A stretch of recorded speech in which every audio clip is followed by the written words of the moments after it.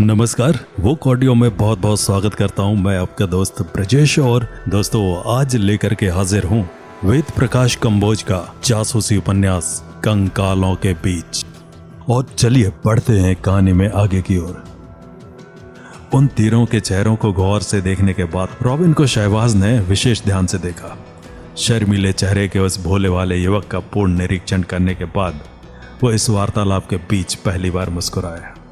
बोला, अगर मुझे जान बख्शी का वचन दिया जाए तो मैं सब कुछ बताने के लिए तैयार हूं। रामी गद्दार, अपोलो घूं से तानता हुआ रॉबिन की ओर लपका, लेकिन तभी एक सैनिक की राइफल का दस्ता उसके पेट में अकल लगा। कार्टर भी सैनिक पर झपटने को हुआ, किंतु जेम्स ने उसे रोक लिया। अपने साथियों को कोई हरकत करते ना देखकर अपोलो भी पीछे हट गया, मगर वो खूनी नजरों से रॉबिन को घूर रहा था, जो कि शहबाज के पास इस ढंग से खड़ा हो गया था जैसे उसके संरक्षण में पहुंचने के बाद उसकी सुरक्षा का भार उस पर ही हो। शहबाज उन तीनों को घूरते हुए बोला, यहां इतने आदमी मौजूद हैं कि गोली की बात नहीं, अगर वे सब तुम्हारे एक एक ठोकर मारें तो तुम्हारा दम निकल जाएगा। इसलिए अगर जिंदा रहना चाहते हो तो होश में रहने की कोशिश करो। उसके आदेश पर उन तीनों को फिर उस अंधेरी कोठरी में ले जाकर बंद कर दिया गया। रॉबिन को वो अपने साथ एक अन्य कमरे में ले गया, जिसकी खिड़की से बाहर हरियाली से ढकी खिड़कियां दिखाई दे रही थीं।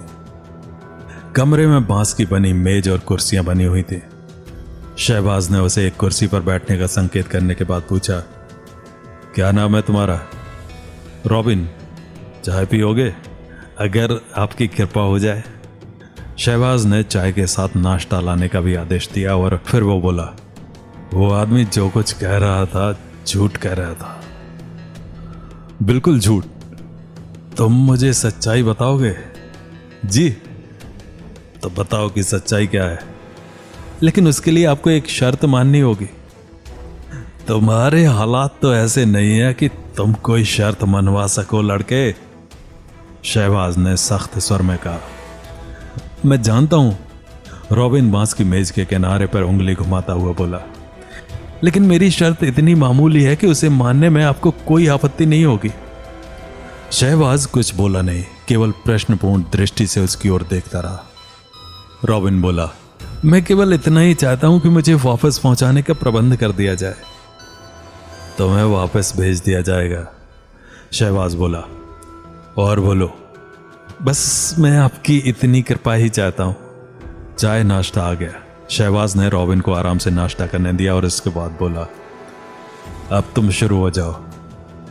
ये लोग CIA के जासूस नहीं, बल्कि अमेरिका के छटे हुए बदमाश और लफंगे हैं, रॉबिन बोला। इन लोगों का नेता अल्फांसे नाम का एक अंतर्राष्ट्रीय अपराधी है और ये लोग स्कॉट मोशन पिक्चर्स के मालिक वॉल्टर स्कॉट के कहने पर आपको कत्ल करने के लिए आए हैं। यानी तुम सब किराए के कातिल हो, यही समझ लीजिए। लेकिन वो अमेरिकी फिल्म कंपनी का मालिक वॉल्टर स्कॉट मुझे क्यों खत्म कराना चाहता है? क्योंकि आपके कारण उसकी लड़की पागल हो गई है। अच्छा, शहबाज ने दिलचस्पी सी लेते हुए कहा, उसकी कोई लड़की मेरे इश्क में पागल हो गई है, मगर उसकी ये लड़की मुझसे मिली कब? मैं तो कभी अमेरिका गया ही नहीं। आपको एलिस की याद तो होगी? एलिस? कौन एलिस? शहबाज मानो याद करने की कोशिश कर रहा हो, लेकिन उसे याद नहीं आया। स्त्रियां शहबाज की कमजोरी अवश्य थीं, लेकिन इस हद तक नहीं कि वो उनमें से प्रत्येक को याद रखता। लेकिन जब रॉबिन ने संदर्भों के द्वारा उसे एलिस की याद दिलाई, ओह अच्छा, वो मोम की सफेद गुड़िया। जी हाँ, रॉबिन बोला। उसका पूरा नाम एलिस स्कॉट है और वॉल्टर स्कॉट उसका बाप है, और उसके बाप ने तुम लोगों को बदला लेने के लिए भेजा है। जी हाँ, तुम भी इनके साथ मुझे मारने के लिए आए थे। जी हाँ, लेकिन तुमने अब अपना इरादा बदल दिया है। जी हाँ। रॉबिन अपने आप को कुछ नर्वस सा महसूस कर रहा था। क्यों? दरअसल मैं इन लोगों के दल में शामिल हुआ तो मुझे पूरी स्थिति का पता नहीं था, रॉबिन बोला। मैंने सोचा कि एक आदमी को खत्म करने के लिए इतने लोग हैं तो कामयाब हो जाएंगे। पैसे के लालच के साथ साथ घूमने का भी लालच था, इसलिए जब मेरे पास अल्फांसे का पत्र आया तो मैं तुरंत ही तैयार हो गया। रास्ते में जब मैंने आपके बारे में लिखी वो किताब पढ़ी तो मुझे लगा कि हम अपनी मौत की ओर बढ़ रहे हैं। मैंने उसी समय ये बात महसूस कर ली थी कि हम 7 आदमी तो क्या, हमारे जैसे 700 आदमी भी आपका कुछ नहीं बिगाड़ सकते। दबे शब्दों में अल्फांसे को समझाने की कोशिश की कि उसने एक गलत अभियान अपने हाथ में ले लिया है। बेहतर यही है कि रुपयों के लालच को छोड़कर हम वापस लौट चलें। लेकिन इन लोगों ने मुझे धमका कर चुप कर दिया। मैं जानता था कि अगर मैंने अपनी बात पर अधिक जोर दिया तो ये लोग मुझे रास्ते में ही खत्म कर देंगे, इसलिए खामोश रहा। कुछ रुककर रॉबिन ने सीधे शहबाज की आंखों में झांकते हुए कहा, विश्वास कीजिए कि मैं मौत से नहीं डरता। जानता हूं कि आज तक कोई भी हमेशा जिंदा नहीं रहा। एक ना एक दिन सबको मरना है। कुछ साल पहले या कुछ साल बाद मरने से भी कोई अंतर नहीं पड़ता। लेकिन मैं इतना मूर्ख भी नहीं हूं कि साक्षात मौत से जाकर टकरा जाऊं। रॉबिन की यह दृढ़ता शहबाज को पसंद आई। उसके भोले चेहरे की ओर वो पहले से ही आकृष्ट था।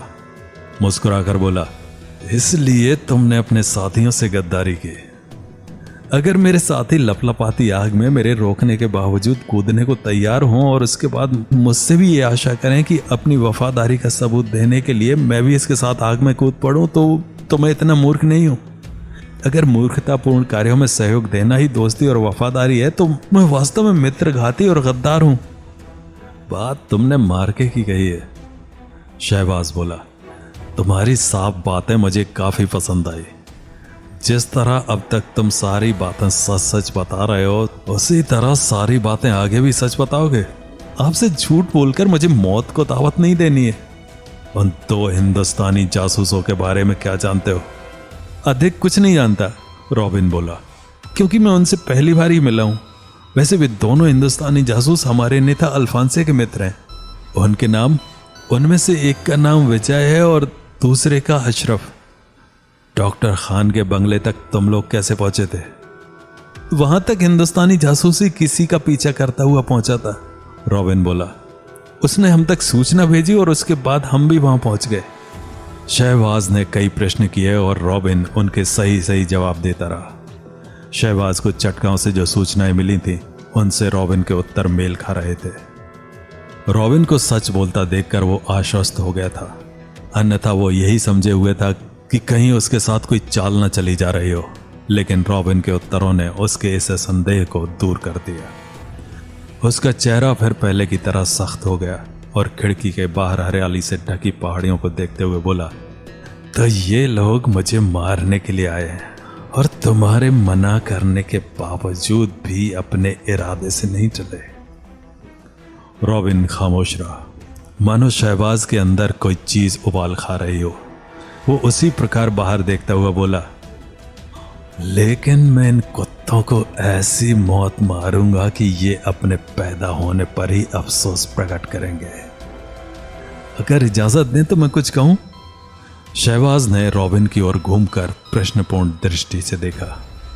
रॉबिन बोला, अगर आप जल्दबाजी से काम ना लें तो अधिक कामयाब रहेंगे। शहबाज के मन में रॉबिन के प्रति फिर स्नेह का अंकुर उभरा और वो सोचने लगा कि कहीं ये भोला सा लड़का उसका विश्वास जीतकर उसे मूर्ख बनाने की कोशिश तो नहीं कर रहा। मैं आपकी योजना को कामयाब बनाने के लिए अपने प्राणों का खतरा उठा रहा हूं, रॉबिन बोला, क्योंकि मैं जानता हूं कि आपको सलाह देने के लिए मैं जो कुछ भी कहूंगा उससे आपके दिल में मेरे प्रति संदेह ही उभरेगा। फिर तुम ये खतरा क्यों उठा रहे हो? अपनी जान बचाने के लिए। मैंने तुम्हें जान की माफी दे दी है। और कहानी जारी रहेगी अगले अंक में। तो मिलते हैं अगले अंक में।